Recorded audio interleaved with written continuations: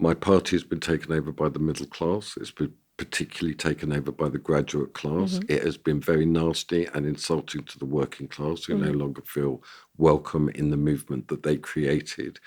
And that the Labour Party members are basically a block on a serious political position.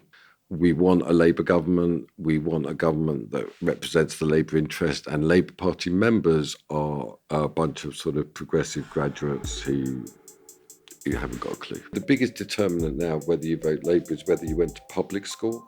I mean, that's where it's been a... What, public school? Yeah, like private school.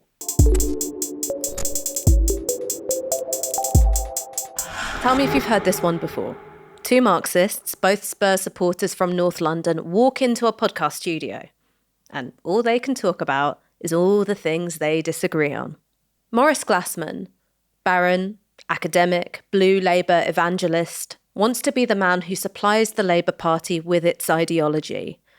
Disgusted by Peter Mandelson and what he sees as his prostration before big capital, Glasman wants to see a return to strong community ties, strong morals, and even strong religion. A materialist who believes in the sacred. God help me. We talk about Morgan McSweeney, Steve Bannon, and whether Jeffrey Epstein ended up killing the globalist liberal agenda, even if he didn't necessarily kill himself. I hope you enjoy the interview as much as I did. Lord Glasman, welcome to Downstream. Great to be here, Ash. I've been really excited to talk to you because whenever I read your writing, I'm never sure how much I agree with you, and I'm never sure how much I'm on the complete opposite side to you. Welcome to the club. It's been a big week for the Labour Party. We're talking on Thursday. This is going to come out on Sunday. Morgan McSweeney resigned on Sunday. You've got an ongoing crisis for Keir Starmer regarding Mandelson, other staffers as well. How do you rate his chances of being the person to lead Labour into the next election? Into the next election, 50-50, but staying for the next year, I would put money on that. There's an ideological void, Ash. We need to talk about this. I mean, it's absolutely not the case that any of the alternative candidates have any kind of understanding of contemporary reality or a vision for direction and where we should go. Reality is closing in. And above all... And what is that reality? Like, if you go, here are the conditions that they're failing to respond to. Okay, the conditions are now firmly in place that we are living in a very, very different era to the New Labour era. When New Labour emerged, it was with its time. So what was it? Deindustrialisation. What was it? It was technology knows no borders. It was multilateral. It was globalisation, was absolutely follows. What did Tony Blair say? Like spring follows winter. Yeah, like arguing against globalisation, that manual labour was a thing of the past, that the knowledge economy was coming in, combined with a very strong and intense, what I call hyper-liberalism or transhumanist agenda about gender, that, you know, men and women, it's a fluid situation, and any discussion of sexual morality was absolutely otiose. And New Labour came in as a renewal of essentially an unchanged model since the early 50s. You know, the big arguments of Labour were nationalisation a lot or nationalisation a little, and these debates. So New Labour came in as what I say is what Margaret Thatcher mercilessly initiated, Tony Blair immaculately consummated, that this was the way it was. So quite Marxist in its way, in having a very strict determinist teleology. This was the direction of history. This was the way it was going. And then we had the experience of it, of the deindustrialisation and those things, and it was inchoate and couldn't find resistance. Then we had the Brexit vote. I think that the Brexit vote was the decisive moment in your political life. My political lifetime was 79. Thatcher got elected, and I went... Whoa. Mine was actually 2003. I was a school student walking out against the Iraq War. Yeah. Okay, the Iraq War was an aspect of something. But the Brexit referendum was a very strong indication of a change of era. The Iraq War was continuous with other things. The Brexit result was distinct, and what it was about the nation state, about sovereignty, about huge working class disaffection with the status quo. And essentially, it was a refutation of New Labour, utterly. I mean, just to give you an exclusive anecdote, when I went back into Parliament, Peter Mandelson walked over to me and said, "Is it your mission in life to destroy all my political achievements?" And this is in 2016? Yeah. And I said, "I think you do a very good job of doing that yourself." That was one of our few exchanges. But essentially then what you had, the thing that you were very involved with, which was the Corbyn years. So you had Ed, then when the Labour government fell, the new Labour government fell, Ed was elected in Labour, and I consider that to be utterly confused and indeterminate. It was neither here nor there. He didn't really break with New Labour, but he couldn't really live with it. But he couldn't articulate an agenda and sort of doubled down on the Fabian liberal side. And there was something that was still very stubbornly technocratic about him. Yeah, completely. And it still is. What I'm saying is it was neither here nor there. It wasn't an orthodox continuity. He would have liked to have been Khrushchev, I guess, but he ended up like Chernenko or someone like that. It's a real album track for our listeners there. Yeah, there you go. Just came to my head. And then you got Corbyn. And what people neglect about Corbyn is that he was a very strong supporter of Brexit. I mean, in his history.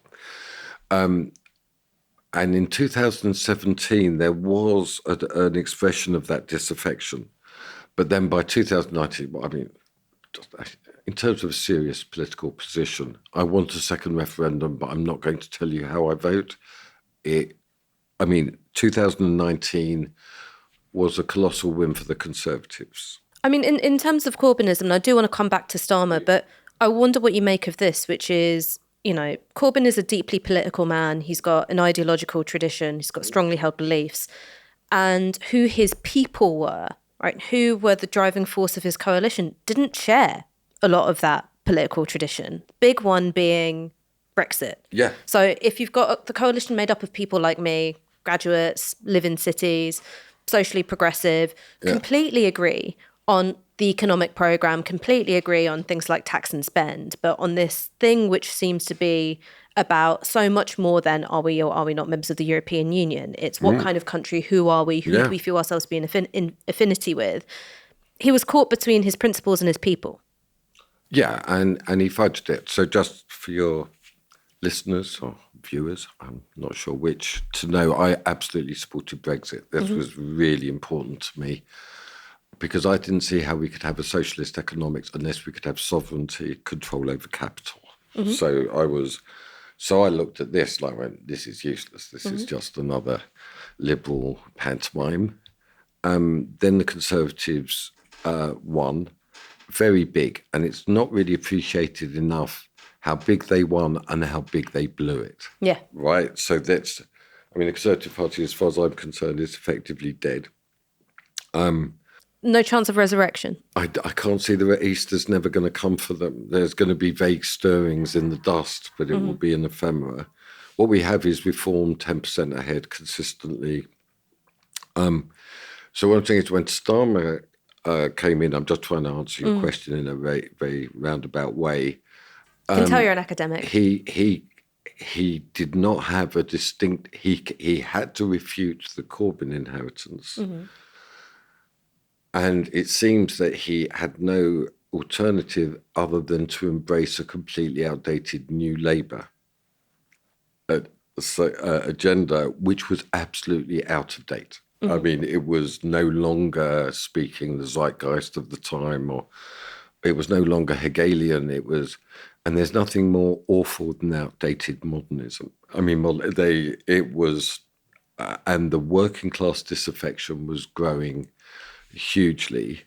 And what happened? What happened was he completely trusted New Labour. Now, New Labour to me is my nemesis. That's been my problem for 25 years, is that every assumption they make is wrong.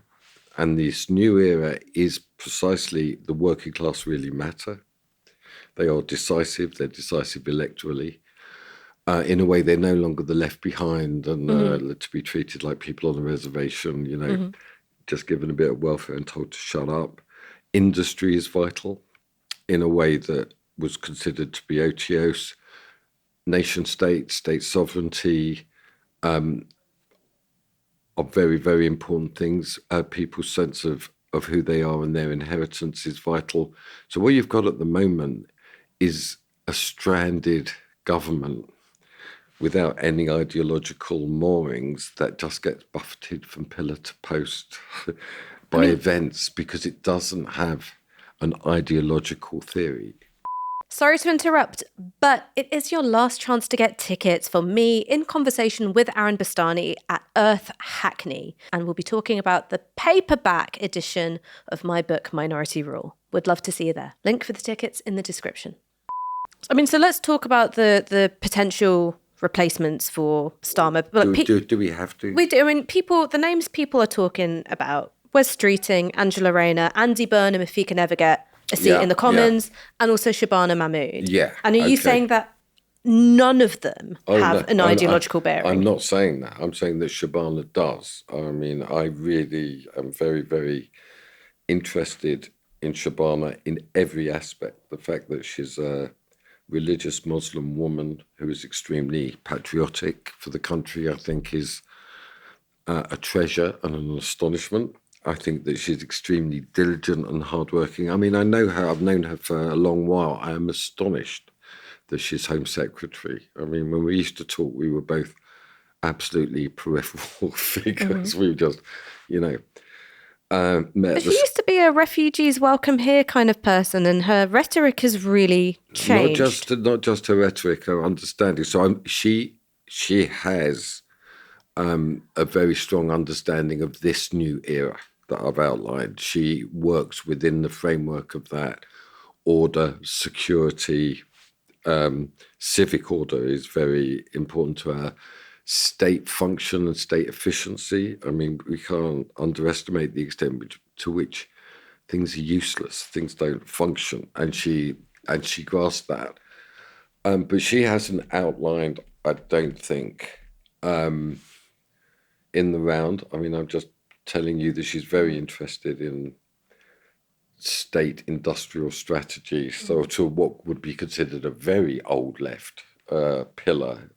But she doesn't like to talk outside because she can get caught up precisely in this stuff, which is this a leadership bid? And she's really steering clear of that. But when it comes to the other three, let's just Burnham, Rayner, Streeting. Let's begin at the end. Streeting up to his neck in New Labour. He is a product of that student union.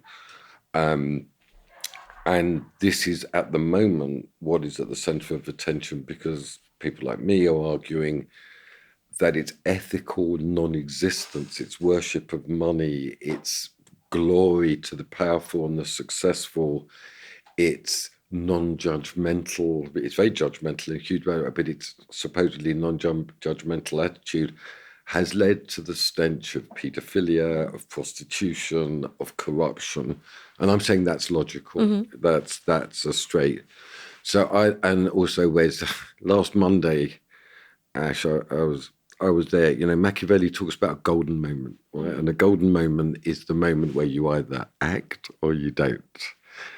That's your moment. And he's saying that a real prince, he was talking about princes, the great sentence, which is very important to me to share with your people, is political leadership is the ability to act in time. And then he adds brilliantly, in all the senses of that, it means timing, and to be able to act in your time, but action, not speeches, not maneuverings, public action. And Wes just sat in the PLP, quiet as a mouse. They didn't move. And do you think nerve failed? Yeah. Or something else? He didn't think that the other people who he needed to move did, so he wasn't gonna... There's always... Life is life. you never know. That was Julius Caesar's thing about crossing the Rubicon. You don't know. I mean, they like to eliminate risk, but life, you can't eliminate risk, and political life, you can't do it at all. So what I'm saying is they didn't act. Now, these golden moments don't come around. And by the next time, I mean, I witnessed this. There was talk around the time of the end of Brown, in the New Labour period, what I call New Labour One, that 97 to 2010 period, where Brown was clearly hugely unpopular. And I just watched very carefully that it was David Miliband who was supposed to act. And then where is he now? What, some refugee ombudsman in New York?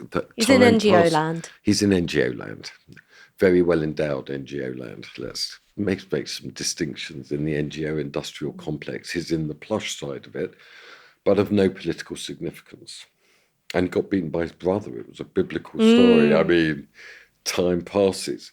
So, Andy's been going on from Manchester, but none of them articulate a coherent political position. Oh, I was going to put this for Andy Burnham, which is when he was putting up his smoke signals. Oh, yes. One of the things he was saying is like, look, you can explain a lot of the dysfunction and volatility in British politics through two things. One is the first past the post electoral system. The other is being disciplined by the bond markets. And I thought that's a coherent point of view. And it's certainly more of a point of view than I've heard from basically any leading Labour figure. Okay, that's a good analysis. Obviously, I would always defend first past the post. I think it's a system that works very well and historically gives us governments. As in gives Labour governments? Or Conservative governments. It gives governments... I'm not a fan of European politics altogether. Too much talking. Yeah. And, and then you get voted out. And it's also got a sense of place, which is very important in I think globalization and capitalism want to destroy a sense of place. At least when we come to elections, you're electing someone and it can clarify where you are in the place that you live. So that analysis that Andy Burnham made, but then when I started, he'd get closer to the EU, it was still drift. My argument is they're all Prince fans because they're dancing like it's 1999. Right? I mean, they are. They're literally, that's their, Prince was the, and it's 1999 and everything is going to be great. And multiculturalism, globalization, the internet, that's a fantastic thing. And they haven't at all understood that the previous era was progressive, for sure. And I always say, well, that's the last thing you want to hear when you go to the doctor, right? It's progressive. Because it actually kills you. It kills your mind, kills your capacity to act, as we can see from the candidates who couldn't act. And this era is a tragic era. I mean, it's real and it's brutal and it's an era of war. And none of them, it seemed to me, had an articulation of what was necessary to restore the beauty and integrity of our country and socialist. None of them had a political economy. Angela Rayner, you never got a glimpse of that? Well, Angela Rayner is a very interesting character, but I got no glimpse of a general. What I got was a bit more public spending. Another one who wanted to get closer. We have to explain all the drawbacks of Brexit. No, I didn't get any deep sense of an ideological orientation. I mean, a lot of sentiment, a lot of regret, but Labour has lost the trust of huge millions of working class people, and I saw no aspect that was going to regain that. Can Keir Starmer do anything to turn it around? I've seen no evidence that is the case. I want to move on and go back to what you've said about New Labour. So when you were on Trevor Phillips's Sky News programme, you had some spicy just came comments. Out. I remember I once got suspended from school for saying something, and my dad said to me, "Maurice, what did you say?" I said, "It just popped out." He said, so nothing's changed. Do you know what I would say is that it's really difficult to resist a good turn of phrase when you have it. But it just came, you know what I mean? That was not like Blue Peter, one I prepared earlier. That just came out my mouth. I mean, so our viewers, in case they don't know what you said, was this. The government and the party has to repent and to reject New Labour as an alien body that took over the Labour Party. And this is where it leads: perversion and paedophilia. And so when you said that, obviously you can see how that connects to Mandelson and his ongoing friendship with Jeffrey Epstein after his conviction for child sex offences. But it seemed like you might have also been making a broader statement. So were you just talking about that, or were you thinking of other things? I was definitely thinking of other things. I'm just saying, when I said it, I had that immediate pang of, let's be polite and say, OMG, you know, like, where did that come from? But what was on my mind there was worshipping money, worshipping success, thinking that money and success were the most supreme values. This was Mandelson was very relaxed about the filthy rich. So that leads to the idea that you can buy sex, that you can do whatever, the ordinary constraints of morality don't matter.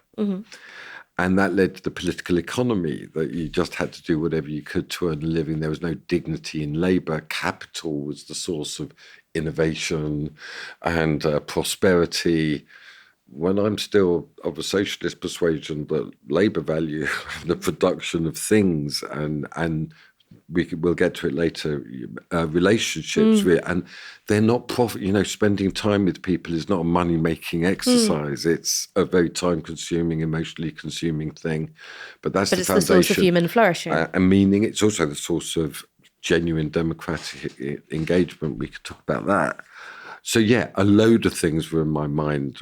And so perversion is also the perversion of our inheritance. You know, Gordon Brown, I can tell you exactly when Blue Labour was born. I was watching the telly during the financial crash with my mum.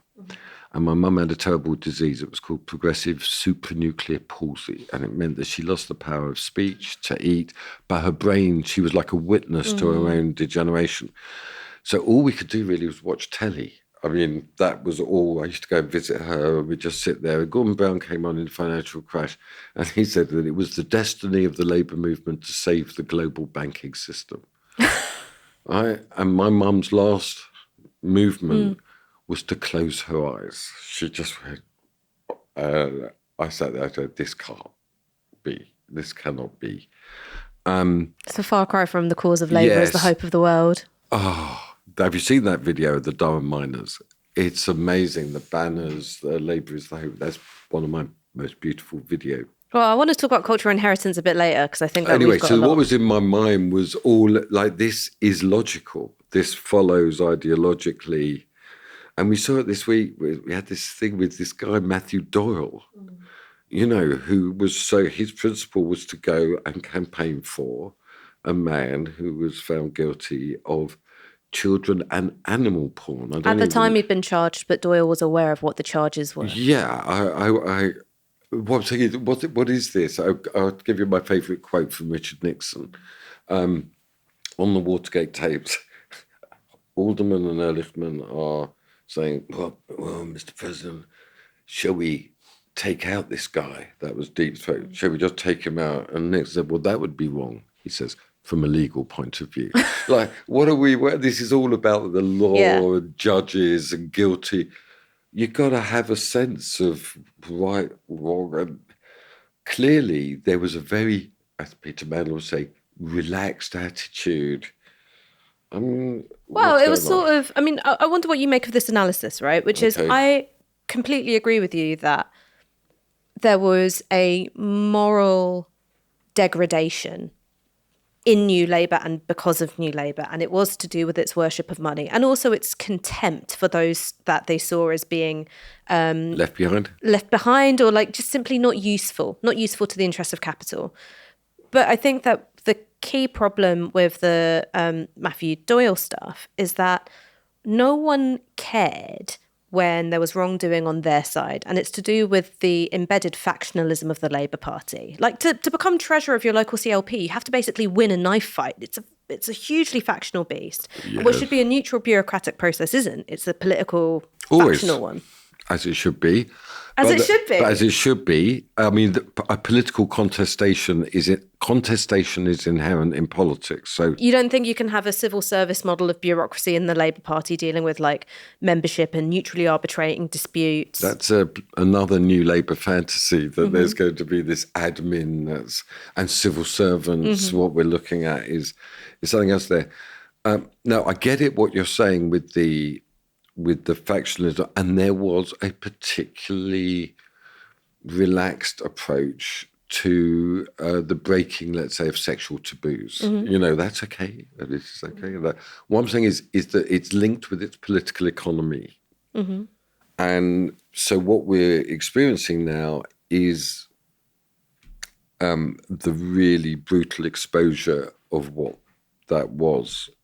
So with that Matthew Doyle story, he went to Scotland and campaigned for someone who he knew was, we know things. I mean, this stuff about the guilty and the not, It's very different from going, you've done something terrible, you've been accused of something terrible, but I kind of feel wrong about cutting you off entirely. What we're talking about is a political judgment of saying you're fit for public office. That's a different story, right? So let me say clearly, I'll give you, this is just a way of answering.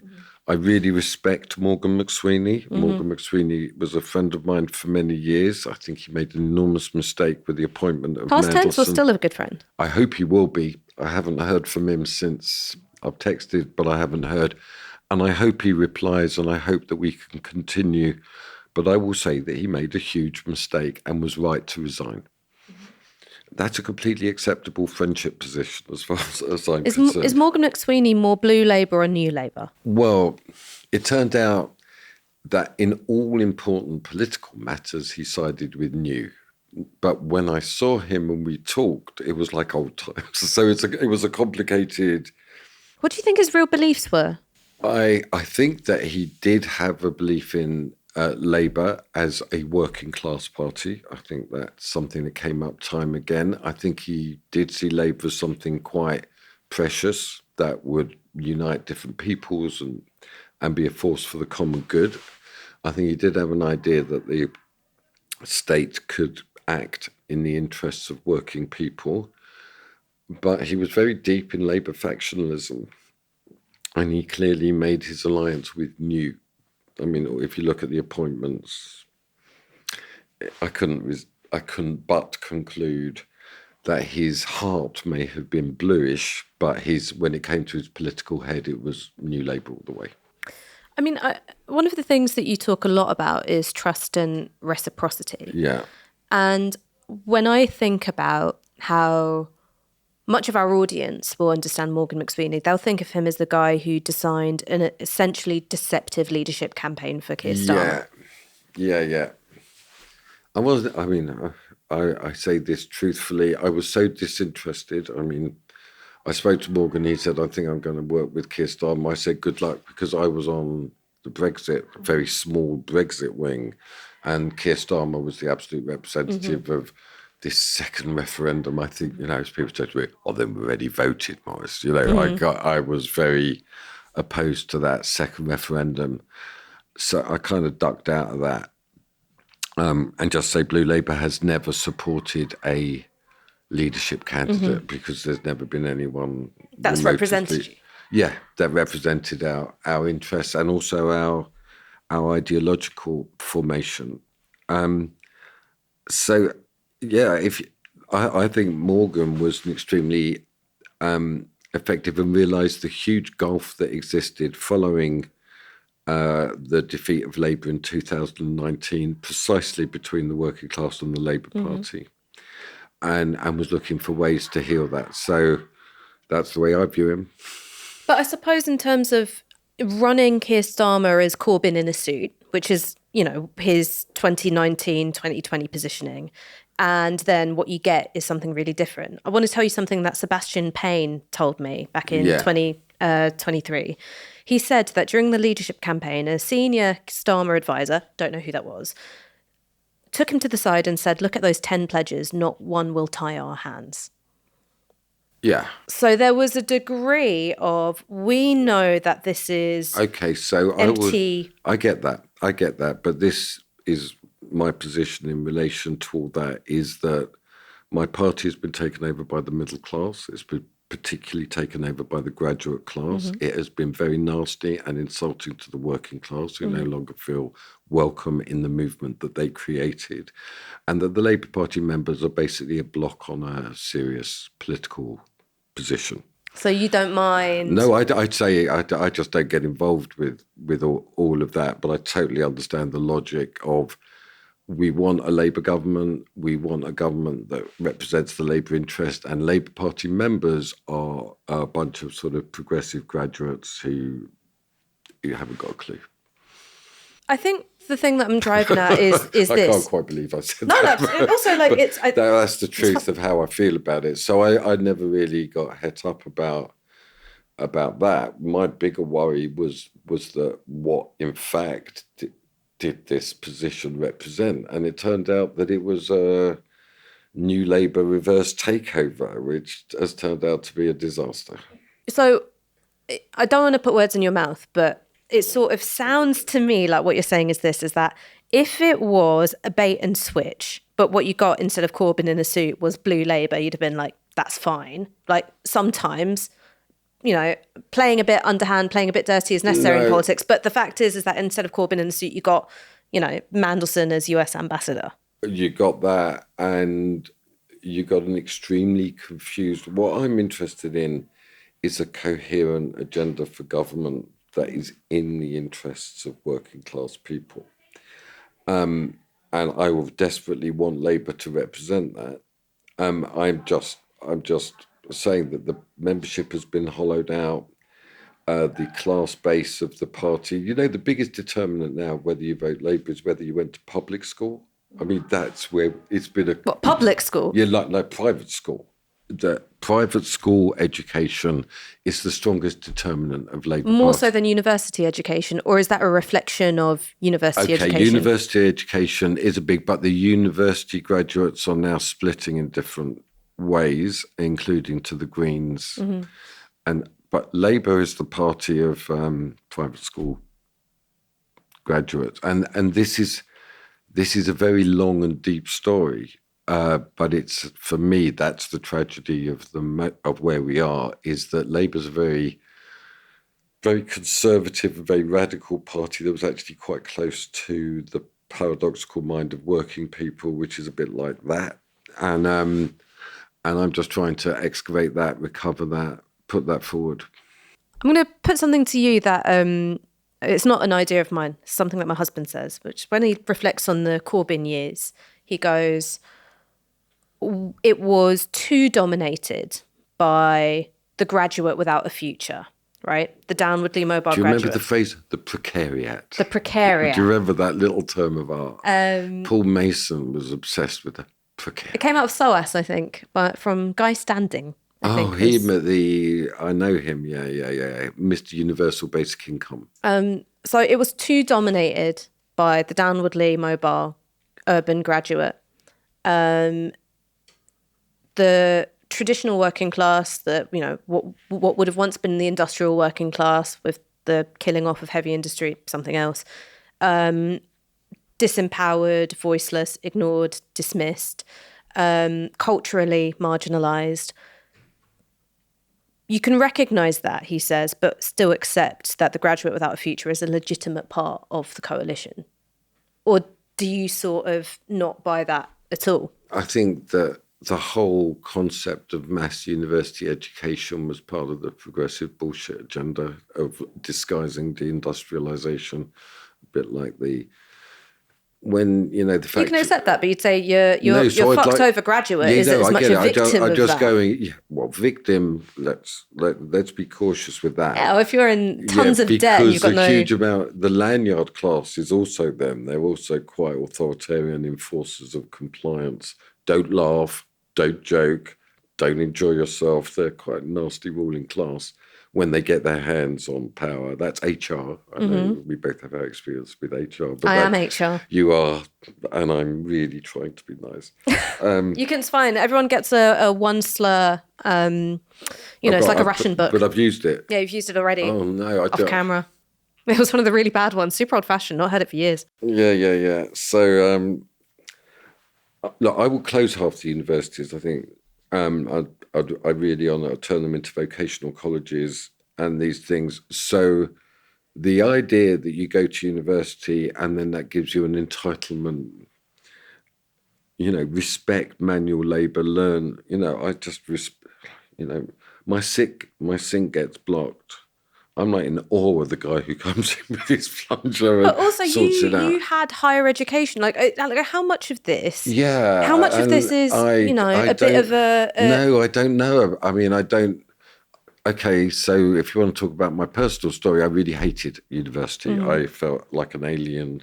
I went to Cambridge and I wasn't prepared for it. Now, obviously, in retrospect, I look back, I made friends, but I didn't go to one lecture. But in 3 years. You love art and you love music I do. You love jazz, and I suppose... But that's what I wish I'd done. I wish I'd played. I wish I'd just done what I wanted and go and played trumpet and see how life goes. Because I always read. What I look back on is when I went to university, I stopped reading. So I really should have been like a self-educated guy. But I ended up as a bloody Cambridge graduate, and then I hated myself and I lost my confidence and all of that. So that's part of...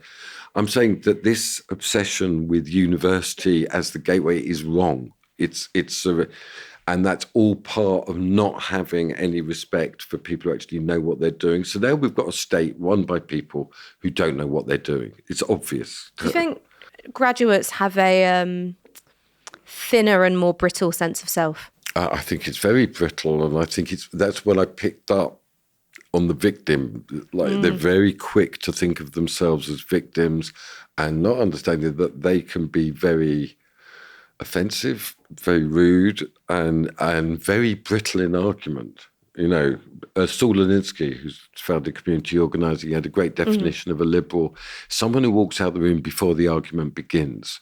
And I've seen that time and time again. Well, look, on that, I agree with a lot of it. And you don't need to. I just but I do agree with it. And you should read my book, Maurice. I write about how this manifests in liberal identity politics. I'm still getting into the habit of reading. It was destroyed by my university education, but I'm getting back into it. There's an audio book as well. I haven't got into those yet.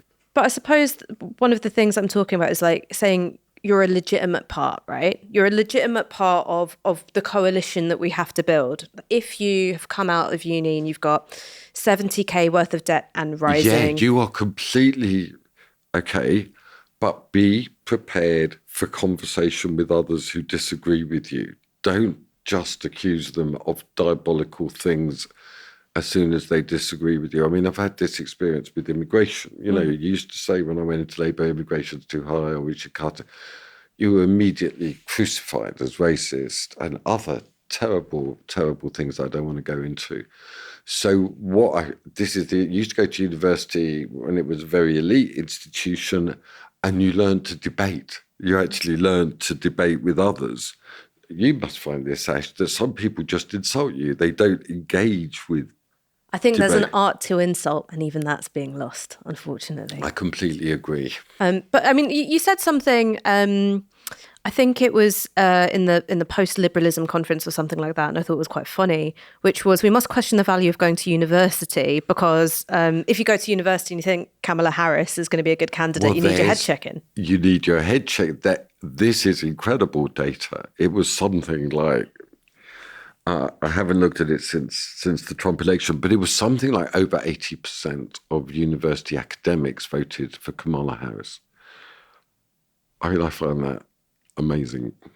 I mean, I think there's a little bit of a tension or a contradiction in what you're saying, right? Yeah. Which is you're saying be prepared to understand people that aren't like you. Yeah. Don't dismiss them. Don't treat them with contempt. And I feel there's so much contempt in how you talk about whether it's the lanyard class or, academics who voted Democrat in the last election. No, you're right. That's a Yeah, it is an astonishment to me what educated people will believe. You know what this is. I'm saying you go to university, Mike. So when I got into university, the overwhelming general family atmosphere was, well, go to university and get stupid. You know, and that I realized that turned out to be true. I really imbibed all of that. I thought, I mean, I went to university, I'm much older, I was 79, 82. I was told in my lectures that the world would end in 1990 because of environmental degradation. I mean, I was told this. What were they telling me? what were they thinking? What were they on? And I'm just saying that this progressive world cannot explain reality anymore, and yet people cling on to it. So a completely almost devilish character, like a trash-talking fairground barker like Trump, wins with overwhelming work because it makes so little sense. I mean, Kamala Harris, I just watched this in awe, but stupefied awe, what her election campaign was, which is with the glass ceilings and girls and the stars and everybody else is really horrible, and as opposed to actually articulating a proper pro-worker patriotic position. So I'm just saying she was an object lesson in being that election was totally and utterly winnable, right? And I was also saying that in the aftermath of, I mean, we're both Spurs. You'd never get used to losing all the time. You know? Well, I don't know. I say this to people a lot, which is people say, you know, how can you be a Marxist? Isn't that a sort of hopeless, despairing ideology? And I go, well, before I was a Marxist, I was a Spurs supporter, so I've had a lot of practice. As you know, I'm a Jew, a Spurs supporter, and I just want to express, you know, Marx is a huge figure. I consider Blue Labour to be continuous with Marxist traditions, very much, but not his political work. I find his political analysis on the level of Polly Toynbee, but I find his economic analysis on the concentration of capital, on the process of commodification, on the idea of alienation, you know, that you get oppressed by the very labour that you created because it's appropriated by others. And globalization was an example of that. So I just want to express a very complicated relationship with the Marxist inheritance that I would never deny, but I'm with you. Yeah. We all have complicated relationships with our fathers. I'm Spurs and I'm socialist, definitely, but very Labour now. So I want to talk a bit more about your political philosophy. And you wrote once that distinctive Labour values are rooted in relationships, in practices that strengthen an ethical life. And maybe as a place to start, what in your view an ethical life is?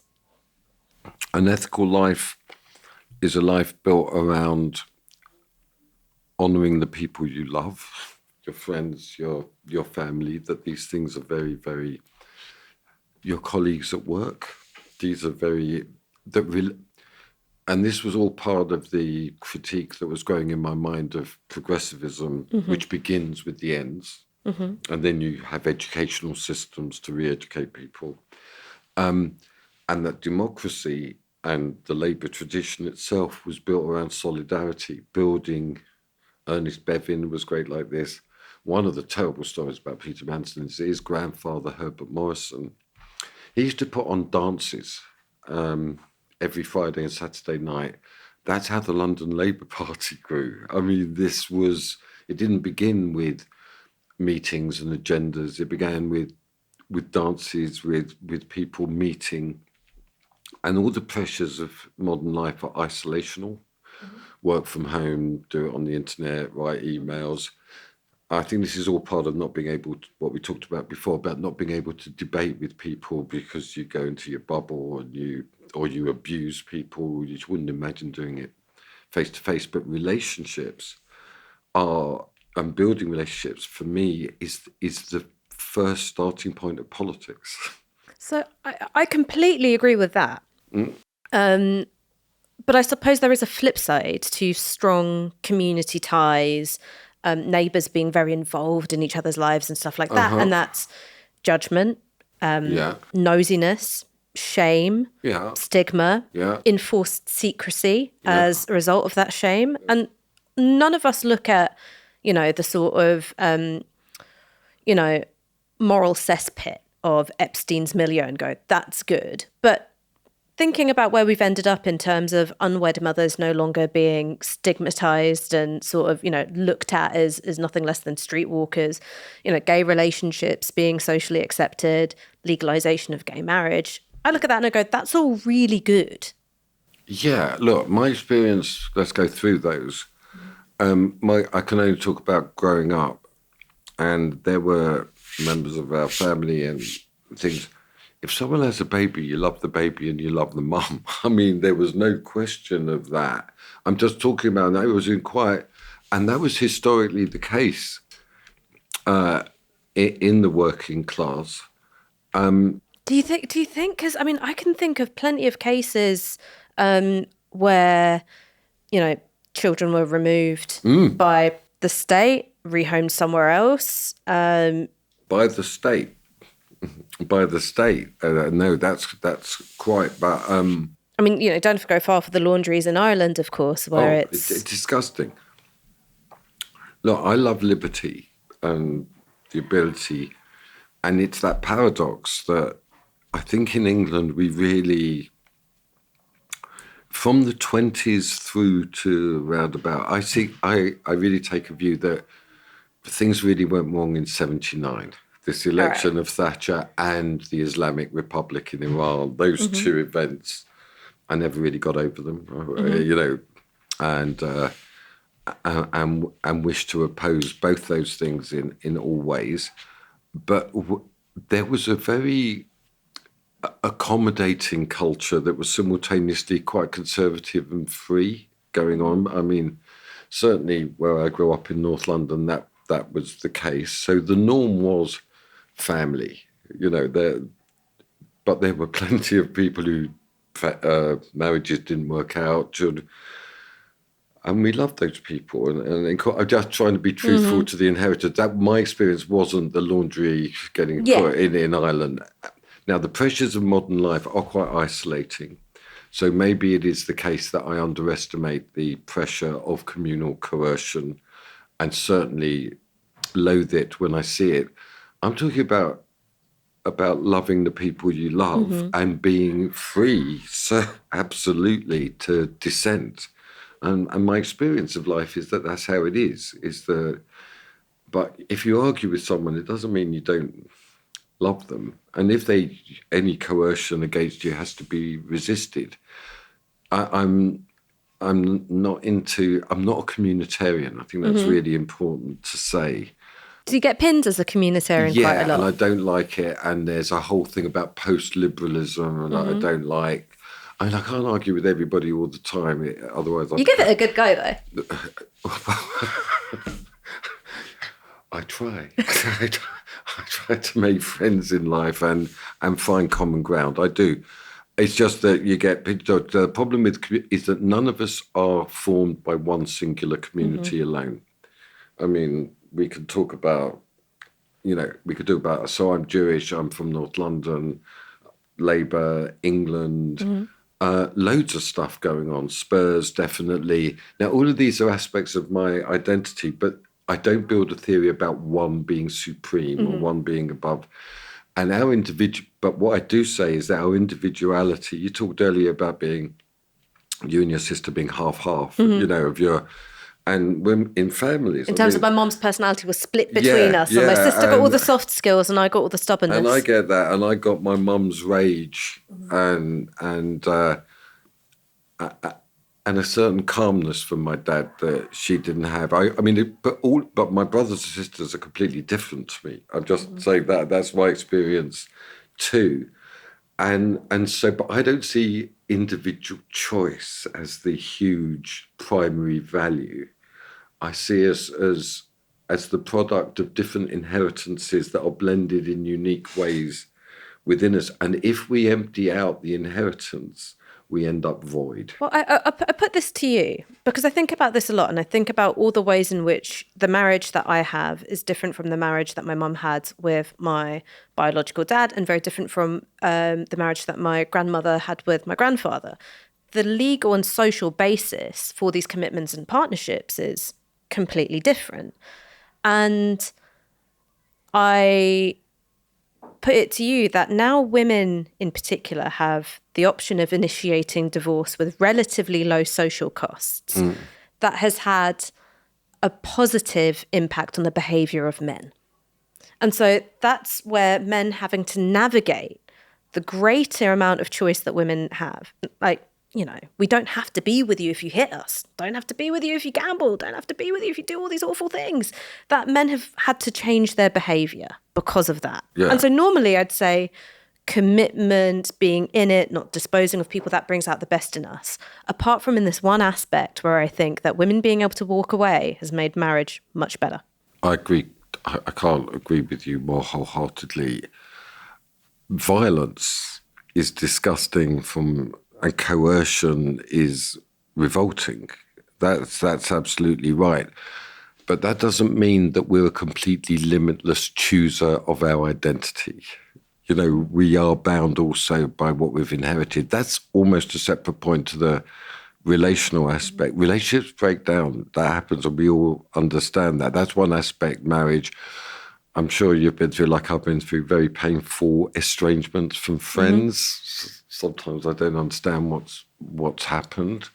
But I would say that without relationships of love, my life would be, if it was just political policy that I was, you may as well be dead. You are dead.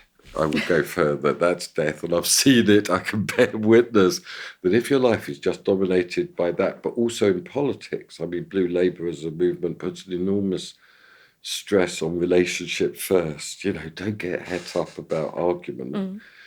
If you get on and you find things that you can agree with, don't. So, for example, where I started off in community organising, it was very interesting. It was two big campaigns. One was living wage and the other was anti-usury. And what was astonishing to me, and I had to work this through, was that it was built fundamentally within faith communities, which were seen as reactionary, right? So I had to recognise that churches, mosques, and also there was Sikh participation, Hindu participation in it. They came to the agreement that if you work, you should get paid enough to live. And that the banks, when the financial crash came, the truth is that the banks were borrowing at 1.5% and the poor were borrowing at 5,000%, right? This disgusted all of us. Now, we never got into an argument about the Virgin Mary, about abortion. That was the astonishing thing to me. All of that was whether God created the world in 6 days. We never discussed it. What people brought their ethical inheritance to bear, and it turned out to be a radical political economy that was coming out. But we built those relationships very assiduously, one-to-ones, always doing one-to-ones, and trying to build ways of showing solidarity to each other. And we won it.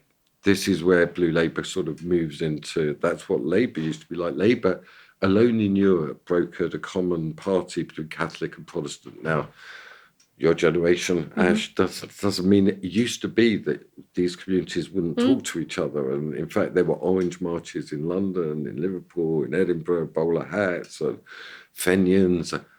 But they built burial societies together. It was the first time that atheists could be buried, Catholics, Protestants buried in the same area.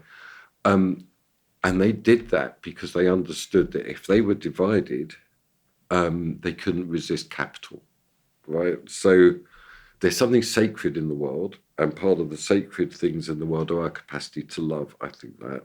Now, if anybody, if a man uses violence against a woman, you go, you don't stay. But it wasn't always like that. that is part of the beauty. I think that was already understood when I grew up in the 70s. I mean, obviously, my parents, my father, believe me, the threat of violence was from my mother alone, but it was never used. But no, so coercion is wicked. I suppose one of the things I'm interested in is you have more time for the idea of solidarity than you do diversity. Okay. And how strong are the assimilationist expectations within solidarity? Because I sort of think that there are assimilationist expectations in kind of everything, kind of anything where you want people to get involved and subordinate themselves to get something done. I prefer not to call it assimilationist. I prefer to call it political. You know, that we are here in this country with all our different inheritances. How do we build some form of common life that is for the good? One of those is to resist the penetration of money and capital into our relationships. So that's the whole issue that I go on about a lot, about commodification. Capital wants to commodify, but the state wants to administer and isolate. So these pressures are huge. So I do see in faith, for example, a bond of solidarity that is more sacred than money. And then how does that build into a common life? And I think, I mean, I've got my own heretical views on this, and Let's hear them. Well, I give, as a Jew, I give thanks and praise to the existence of Jesus every day, because something about the church is much more accommodating these differences without wishing to eliminate the differences between the communities. I think the church in this country, no one's been killed for religion since 1680. I mean, that's a remarkable civic achievement, and I do give credit to the church for brokering that kind of settlement. There's loads of different ways we can go from here, but let's just clarify where we are. The uniquely human thing, one of the unique aspects of being a human being, is the capacity to form genuine bonds of affection and love with other people. That's what Aristotle thought was the basis of politics, a common, what he called doxa, a common sense. I think that this, so for example, if you go back to the beginning of our conversation, paedophilia, prostitution, I still sense that there's an idea that this is out of order. That that's what I mean when I'm saying doxa, and that is to be strengthened, not weakened. And part of that doxa that has to be absolutely prevalent is a rejection, not just legally, but socially, of any forms of violence and coercion. So, yeah, I'm pro-divorce because it means that's not really, No, it means you can have a meaningful commitment. I mean, you did sort of mention really early on, you sort of talked about gender, like, you know, men and women, like, I don't want to put words in your mouth again, but like, is this you talking about the idea that you may change your gender at will? Okay, there's various levels to this. I am extremely, extremely suspicious of men going into women's toilets. I just think that's another out of order thing that doesn't sit right with me. I don't believe it is possible to change your inherited sex. But that doesn't mean that I'm oblivious or insensitive to people with... You can change some of your sexual characteristics, though. That's the thing, right? Yeah. So I completely get with that. And I was completely easy about that until I came across the extraordinary aggression of men who consider themselves to be women, and they were really abusive to any form of discussion on this. I'm talking about my journey on this issue. So, yeah, now I'm fairly belligerent about it, but I do think that if you've got a penis, you're a bloke. Now, there's various elements, and I understand all of that, but yeah, I don't think that's possible. I mean, look, I guess there are 2 points I want to make. One is that I think that if you judge any movement or cause by the most vocal people on the internet, you end up with a terrible view of what that cause is. It didn't happen to me on the internet. It was face to face. But I suppose on the flip side of that, and I've experienced, you know, people who would call themselves gender critical feminists, like a baying mob surrounding me and some trans and non-binary people yelling penis repeatedly. It's happened on a TV show back in 2016 called Genderquake. It was really weird. It was a really weird, super aggressive experience where... So we've had the flip side of it. And the thing that I take from that is that I try not to judge a cause by its most ardent activists, because I just sort of think there's a lot of emotionally maladapted behaviours there.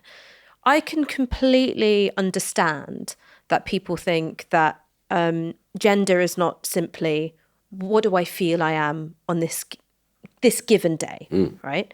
And I think most trans people agree, right? They go, well, actually, I've been on this journey where there was this awareness of who I am, and then me taking steps through how I dress, how I conduct myself, how I ask people to address me, my hormones, what my body is like, my sexual characteristics.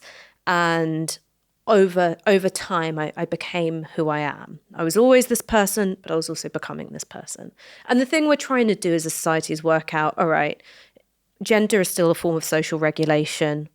How and when do we let people in? And that for me is a conversation that everyone can participate in. And I hear you on experiencing some activists as aggressive. I do just sort of think that the internet has cooked everyone's brains and has inhibited that ability to, because I would say that one of the most amazing things about human beings is that we can empathize with basically anyone or anything, right? If you put googly eyes on a pebble, we'll be like, look at this little guy, right? It's something that we do. And the internet has inhibited our ability to go, your experience is profoundly different from mine, but I can do a bit of work and I can imagine what it's like to be you. Sure. And for people who are in that state or on their journey, I've got really big problems with the medication issue. And so, for example, at the moment with West Streeting, with this experiment on puberty blockers for under 18. Yeah, so I've come out very publicly, and Blue Labour has opposing the use of medication. But the use of medication is a very drastic intervention. So let's make a distinction between the starting point of being genuinely sympathetic and loving to people in their confusion and being very skeptical about using drugs in order to facilitate that journey. I mean, if I can throw it back to you, though, right? Particularly if it's irreversible. Let's imagine you're a trans person, right? You're a trans person and you're like, okay, the body I was born into is not the one that reflects who I am. I cannot be my authentic self with how I'm born, right? But like, let's start there.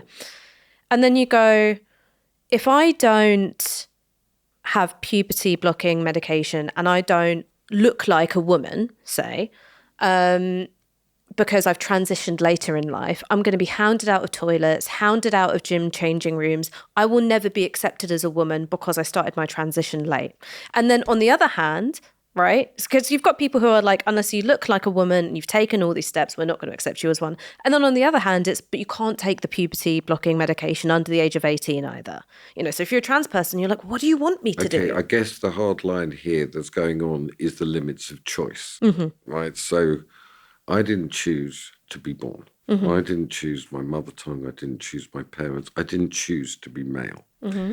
I think that this idea that you can choose which sex you are is mistaken. This is one of those arbitrary things that life gives you. Now, within the framework of being a man, for example, there are a huge variety of dispositions that are possible. And you can feel yourself to be, I mean, I don't even know what this, I mean, I was always considered quite feminine, like at school I had to deal with that. I wasn't really a fighter, and I like writing and music and all of that. But this doesn't mean that you're born in the wrong body. You're born in the body you're born in, but that doesn't limit the person you can become. So I guess I'm saying that there's a limit to choice in these things. But then I suppose if you take it from that, then where's the space to transition at all? I mean, I guess what I'm saying is that, I don't want to speak for trans people. I'm not a trans person, but, they'll talk about it as just like this very strong sense of knowledge that their body is not right. It's not. I get it. It's not who they are. Yeah, and I guess we could move on with me saying, well, find a way of living with it. And that's you would rather that there wasn't. I would say that given the nature of this conversation, I'm anti-transition. I'm saying the transition is a fantasy world. That there's an arbitrary nature to inheritance that is not entirely malleable. And one of those is the body we're born with and our sex. I mean, just shifting it a little bit, which is once upon a time, people would have said that about sexual orientation. And they would have said, what it means to be a man is to be heterosexual or celibate. And if you can't be heterosexual, be celibate, that's your inheritance, and that's what you have to do. That didn't involve medical intervention. I mean, I'm with you on that. Mm-hmm. Not all cases are analogous in that way. And I do think that we have to be, it's always been that there's huge varieties of sexual orientation within people that can even change in their lifetimes. Mm-hmm. And my concern is you go through the transition, and what if you have a very strong feeling that that was a mistake? So I just say this is part of my critique of liberalism, and not every aspect of our identity is chosen. I suppose there are different cultures that view it differently, right? So Native American, Two-Spirit, Hijras in South Asia.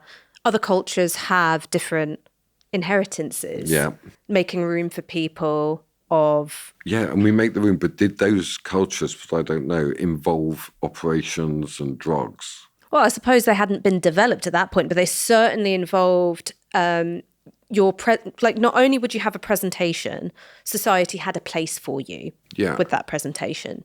And we've got to find a place for people. And those people also need to find their place with us. I'm just saying, I'm very open, but I draw the line at operations and drugs. Even for adults? Yeah. Let's move on a little bit, because there was something which I read where you were talking about the need to build a sense of solidarity and mutual respect between British Jews and British Muslims. Yeah. How? Where would you start? Well, I know, look, I'm from Stamford Hill, so I've seen, so Jews and Muslims in Stamford Hill, who are both communities very religious, they build their solidarity around halal and kosher food in hospitals, limits on autopsy, around their religious education and defense, and they do build common positions, common life. So that's one area. And what if you're not as religious as that? Right? Well, that's where, the reality is, I don't like to go on about it too much, is that I'm a Jew who lives in exile. I live here. Mm-hmm. So my concern is not with Israel and what Israel is doing or not doing. I'm into how we actually, so when a Jew is murdered in prayer on Yom Kippur I would expect solidarity from the Muslim community. And that's been an interesting story. I mean, I've spoken, Muslim people have contacted me and they said, we'll provide security at the synagogue to defend you from... Now that the synagogues... They're like, we don't want that. Imagine a bunch of bearded Muslims protecting the shore. Nike Air Forces. Yeah. But that's the way we've got to go. How is by establishing genuine common interests, and there are many, and also bracketing out the forms of political nationalism. Zionism is one, but October the 7th was an apocalypse for me, seeing the young Palestinians going, I killed a Jew, they weren't talking about I killed a Zionist, I killed a Jew. Last night I watched the Iranian state AI thing of the destruction of Tel Aviv, and the big message was, we're killing the Jews, So we've got to find a space in our country for not engaging with that sort of nationalist political logic. And we're all in exile here. I mean, so I suppose... So I guess it's the logic of exile is what I'm trying to We're all in diaspora. Yeah. I mean, so look, in terms of we're all in diaspora and this thing of like the culture that we have, that's why I don't really believe in the big chief model of multiculturalism, where you get the self-appointed political, community leader who you've never fucking seen before. I'm with you on that. Nonsense. And that actually what we're doing is I'm trying to be very calm and amenable. Don't get me going on the representatives of communities.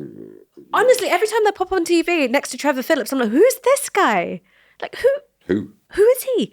And this thing that we're trying to build is different, right? I am different. Like, I can go to Bangladesh and everyone looks at me and I'm nothing like anybody because I grew up here. Exactly. It's the language I speak, and I grew up in community with Nigerians, West Indians, Also with all Poles, this stuff Irish. all around you. So this is where I'm very, very social and patriotic. This country is beautiful because we were free to find out who we were without getting hit by our, without getting sanctioned. And I mean, the Jewish community gets extremely angry with me, on not taking positions, on always putting the priority on leaving the space open to build. I mean, without building a really constructive relationship with not just Muslims, but with Islam, we're going to be in a terrible space, and we are in a terrible space. I mean, I've been to Bradford, I've been to Bolton. This situation is terrible. Very divided communities, very aggressive in relation to each other. This is where we've got to find a way, and I think that the Labour movement, we did that. That's what we did with the Irish. That was what we did with the Catholics and Protestants. We've got to do it again. I mean, I'll say this, right, which is many people in Blue Labour talk very negatively about London, talk very negatively about Londoners and cosmopolitanism. It's full of people that don't have a clue. This isn't the real country, blah, blah, blah, blah, blah. I've got a sceptical look on my face. Well, I'd say it's something which I stick to a class, not a localist position on this. But what I'd say is this, is that... How could I renounce London? Is that London is South London, maybe. Oh, yeah. I mean, unfortunately, we find ourselves here because of our studios. But we are definitely sojourners in exile in this place. I would say that London is the model, right? It is the model of how different community groups all live together, mix, send their kids to the same schools. I mean, I live in Tottenham, right? My walk home... Praise be to God. Right? Latin Americans, Ecuadorians, Colombians, Brazilians, Jamaicans, Bajans, West Africans, lots of Ghanaians, lots of Nigerians, loads of Filipinos, ton of my people as Somalians, well. Poles, and also graduates without a future as well. My people also. Although they're more adjacent to Highbury. No. They're coming. They're coming. And also now you're getting a bit of a Stamford Hill overflow. We are. Your Hassids are moving in. And I'd say people talk about London like it's this thing, right? Like it's either a crime-ridden hellhole, you're going to get stabbed as soon as you walk out the door, or everyone's posh, they don't have a clue. But there is a real lived... I don't think I'm not saying this in a defensive way. I don't think I've ever articulated an anti-London sentiment. That's not in my... in where I am. In fact, I'm full of wonderment about London, and I guess it's a bit unstable to say be more like London. People react badly to it. Yeah, but London's got capital. It's the city of London. London has always been rich. There's always been in our history a London and the county and the court. There's always been. So I am very interested in the small towns. How I think just saying to them, be like London. There are really divided communities there, and they've got to find a way of building their own life in their own place where I wouldn't impose on them the degree of churn. I mean, London is extraordinary, ephemeral in terms of, I mean, I'm different. I've lived sort of It's ephemeral, I think, if you weren't born here and didn't grow up here. Yeah, no, I get it. We're three generations basically in the same area. Same. But that's unusual. Anyway, I get what you're saying, but I don't accept that Blue Labour. It's a paradoxical thing. So what we want to see is a genuine investment of capital in the regions. But I certainly would say that London has attracted huge, both private and public investment. And that is required to be a change of emphasis there because we are part of a country, and I have solidarity and love for the people of Bolton or Blackburn.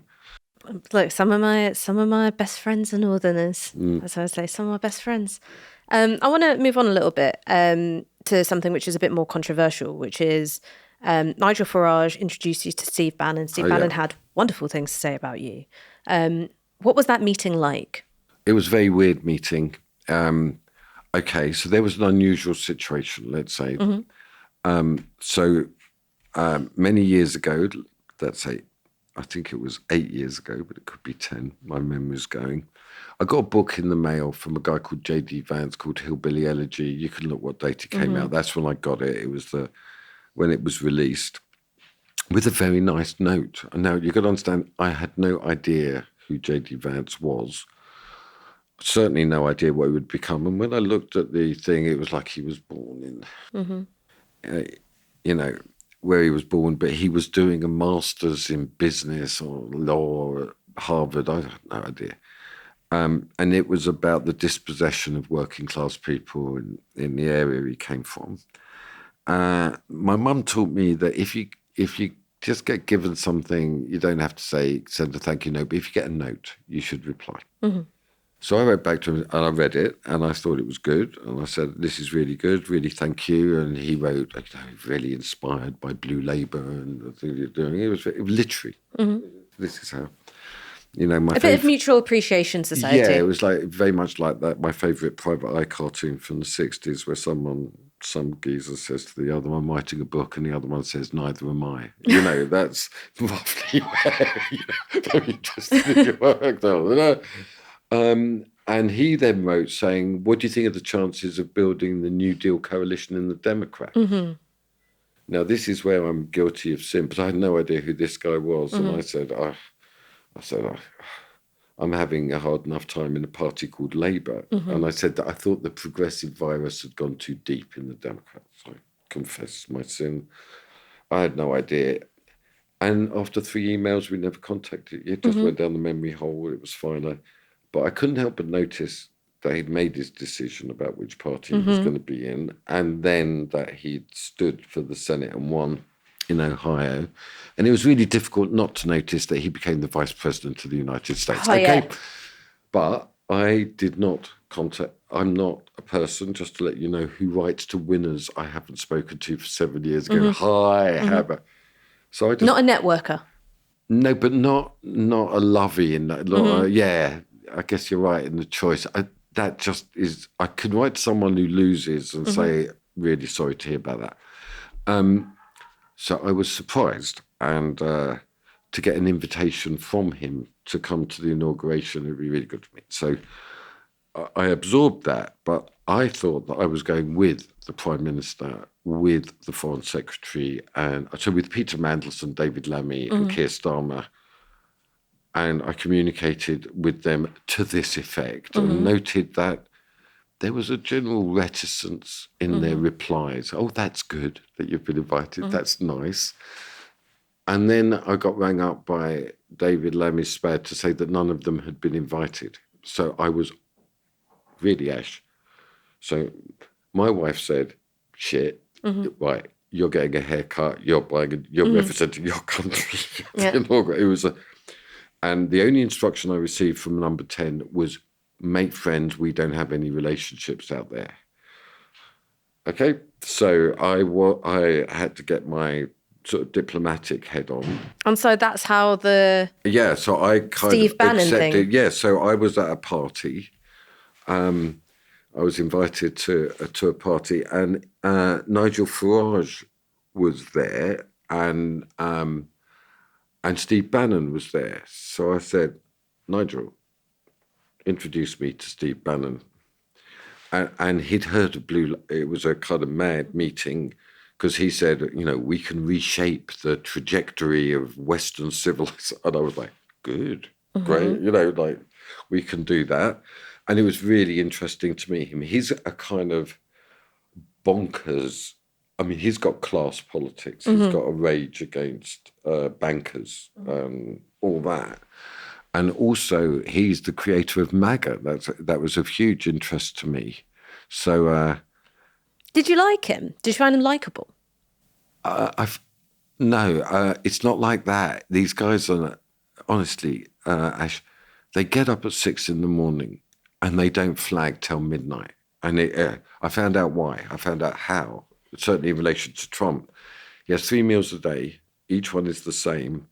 It's the McDonald's medium-sized Happy Meal filet of fish. So essentially he has a fish finger sandwich, some non-existing potatoes and a Diet Coke. So he eats baby food. So there's no digestion.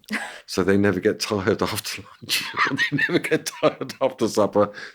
They run on that. And I am really interested in MAGA as a working class. What I saw was it was a multiracial working class crowd in MAGA Square. I was taken aback by that. And the most interesting conversation I had there was Steve Bannon took me to a MAGA event at the inauguration, and they were arguing about visas. They were having this huge argument between what I said to. Was this the HB1 visa or H1B thing? Yeah. It was just at that moment about skilled visas, and Bannon and Vance were against it, and Musk. So I was really interested with Bannon, whether he had the ability to take on transhumanist billionaires. Can you do it? And he did take Musk out. I watched him do that. I mean, Musk is now nowhere near the administration. And we were there and they were having this argument. Then I noticed that they prayed. When the argument got heated, they'd pray for peace and for the president. And so I said, what is the relationship, I asked very tactfully, between Jesus Christ and Donald Trump? I'm really interested to know that. Non-monogamous on Trump's side, I should think. And this guy, the senator from Texas, said, Donald Trump is a man of vice. He's lustful, he's greedy, he's avaricious, he's not truthful. He said he is not a man of God, but he is God's man. And he led us in this mighty battle between all who denied that there's a man and a woman and a family. I mean, I really began to understand the logic of it all. But unfortunately, I thought I said wow when he said that, but instead I said fuck. So he said, I forgive you. I forgive you. I want to go back. So to Bannon thing, it hasn't really endured. There was a while afterwards. I was very interested in the organisation of MAGA, how he did that in the working class base and how they organised it and mobilised it.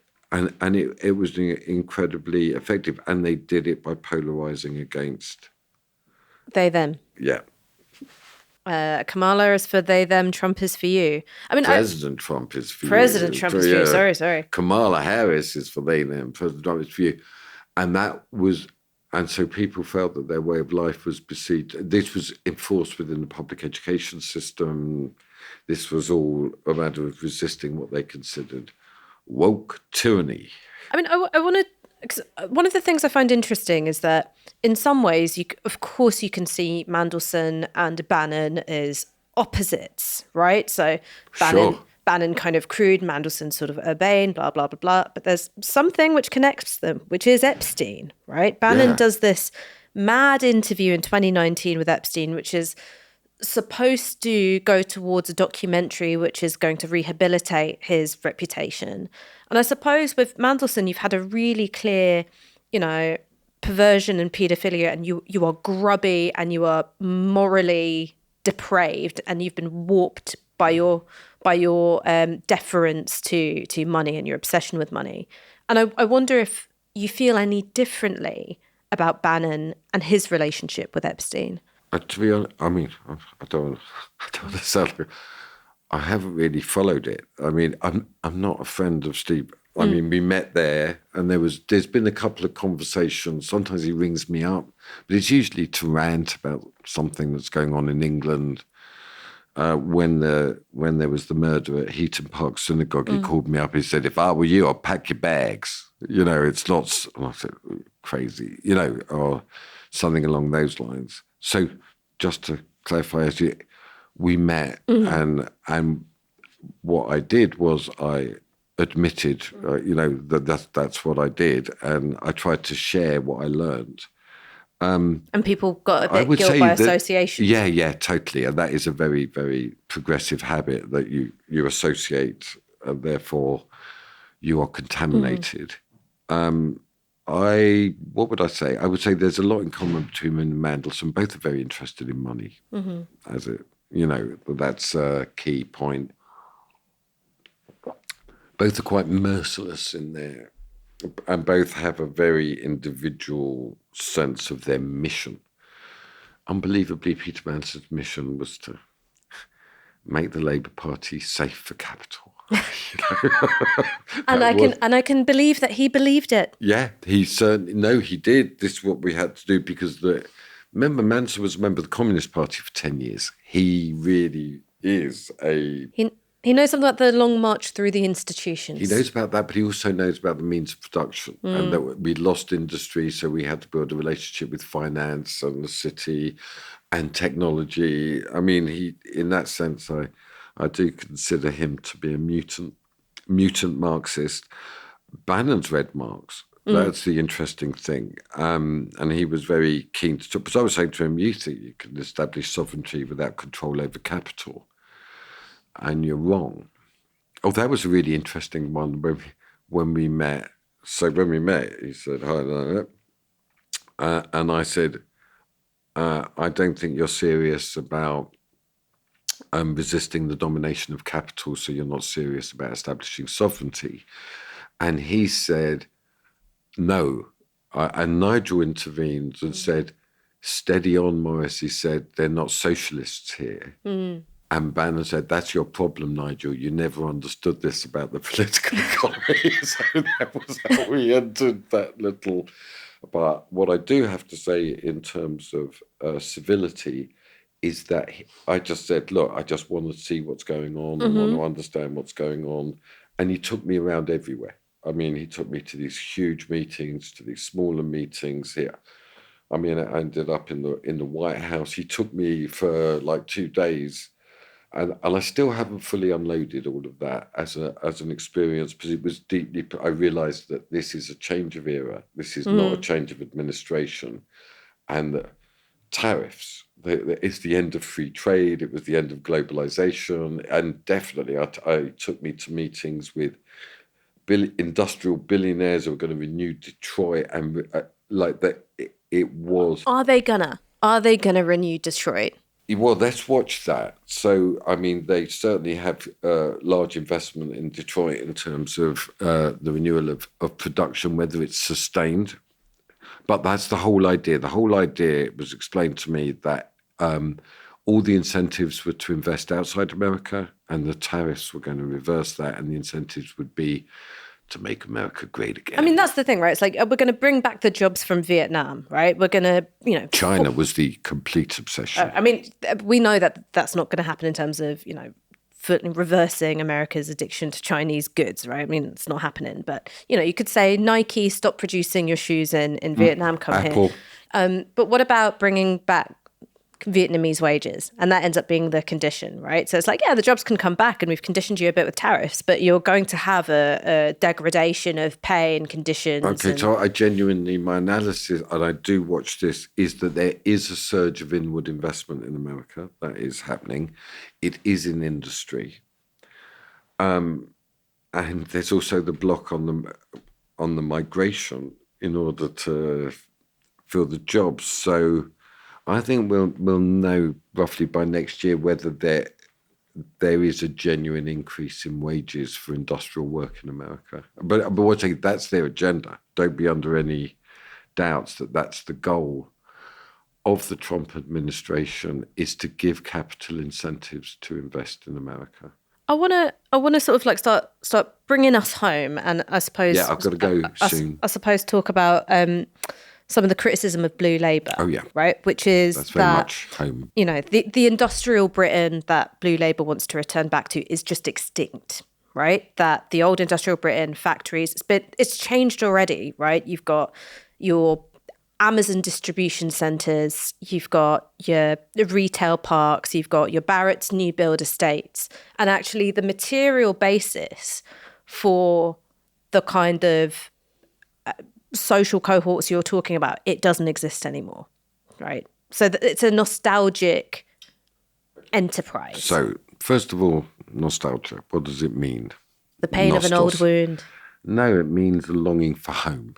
So that's what nostos means. That's what nostalgia means. And if you set aside the sneery attitude toward having a home, which we don't have because we've got Palmer's Green, and we'll always have Palmer's Green, Tottenham and Stamford Hill, these are our homes, and we live there. And is that the displacement and the relentless churn of capitalism and globalization leads to this reaction, a desire for security, a desire for order. Obviously, I want that to place. I think that's what's happening, and that's what happens in Trump's America. That's looks like what's happening here, and I want that to be a generous and diverse place, and not dominated by one single community.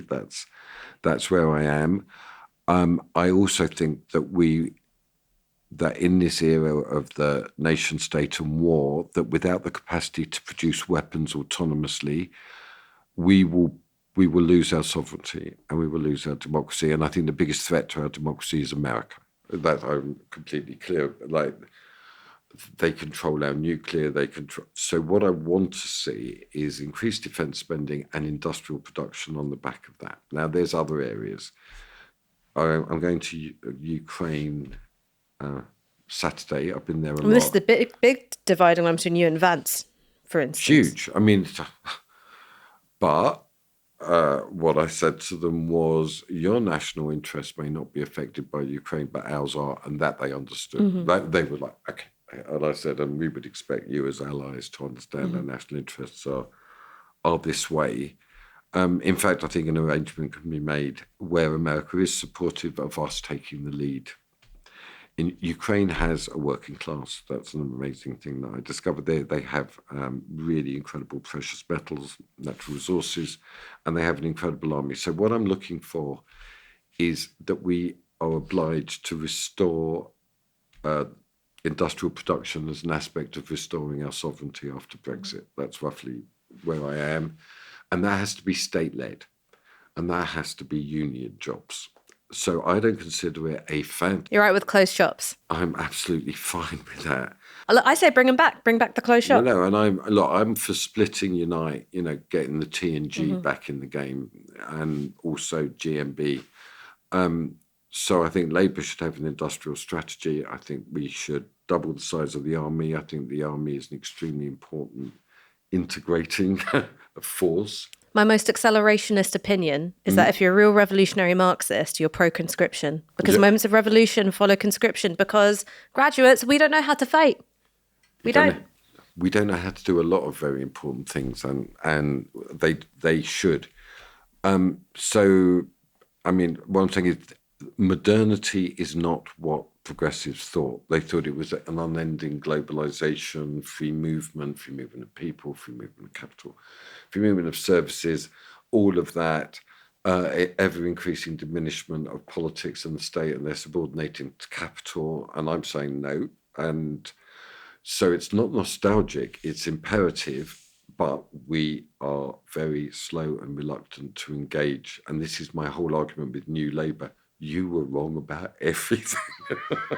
Lord Glasman, thank you so much for joining us on It's Downstream. Really lovely to see you. And come on, you Spurs. Before we go, let's have a brief conversation about Dele Alli. I've got, so on camera conversation about Dele Alli or... There you go. All right, I think he's our lost son. And I think that the way in which he was disparaged as stupid, thoughtless, reckless, without any idea of the things that he went through, I think there is something very predatory and exploitative about football. And I love football. Football is the great love of my life. But what it does in terms of picking up working class boys, and saying... commodification, just commodifying dumping them. And then... Yeah, he was just... him. Yeah, I think he was a really sweet soul, a very gifted, very beautifully gifted.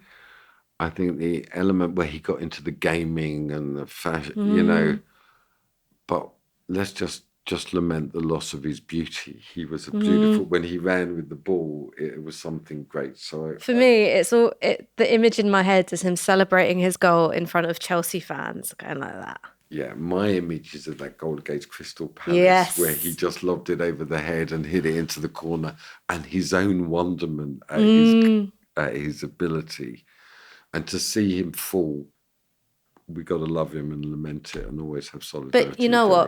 Dele Alli. The most important thing is that just because someone's football career's ended doesn't mean they've died. And if what we saw of Dele Alli was a sort of a false redemption, right? You think you'll make the money and you'll have the success and it will fix you, and it doesn't. And now what he's got to do is learn what kind of man he really is and become that person. He does. And if you're watching, you'll always have love in the hearts of all Spurs fans. Right, I think I'm going to cry.